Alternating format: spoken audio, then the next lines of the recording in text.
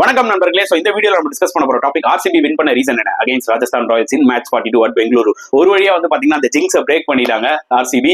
ஏன்னா அவேல 100% win record வச்சிருந்தாங்க, ஹோம்ல 100% லாஸ் ரெக்கார்ட் வச்சிருந்தாங்க. ஒரு வழியா அதை பிரேக் பண்ணிட்டாங்க. நான் ஏற்கனவே வீடியோல சொல்லிருப்பேன், அவங்க ஹோம்ல மட்டும் ஒரு மேட்ச் வின் பண்ணிட்டாங்கன்னா தே வில் பி அன்ஸ்டாப்பபிள்னு. இனிமேட் வந்து பாத்தீங்கன்னா ஆர்சிபி எனக்கு தெரிஞ்சு ஃபயரா விளையாடுவாங்க உண்மைன்ற மாதிரி எனக்கு தோணுது. சோ அவங்க வின் பண்ண ரீசன்ஸ் நிறைய இருக்குங்க. மேஜர் ரீசன்ஸ் போறதுக்கு முன்னாடி சின்ன சின்ன ரீசன்ஸோட நம்ம கண்டிப்பா சொல்லுவோம்.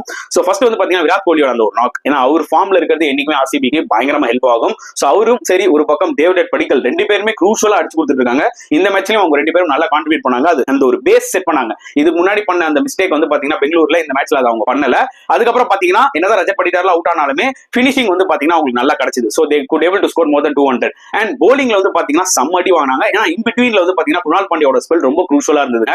அதுக்கப்புறம் ஹேசல்வுட்ங்க, அதுதாங்க கேம் சேஞ்சிங் மூமெண்டே. பெனால்டி ஓவர்ல ஒரு ரன் கொடுத்தாருங்க, அங்கதான் டோட்டலி கேம் சேஞ்ச் ஆச்சு. ஜிதேஷ் சர்மாக்கும் கிரெடிட் கொடுத்தாகணும். ஏன்னா அவர் அந்த த்ரூ ஜுரல் கேட்ச்க்கு கண்டிப்பா ரிவ்யூ போகணும்னு சொன்னாரு. போனாங்க, அந்த விக்கெட் போச்சு. அப்புறம் கேமே டோட்டலா ஆர்சிபி பக்கம் வந்துச்சு.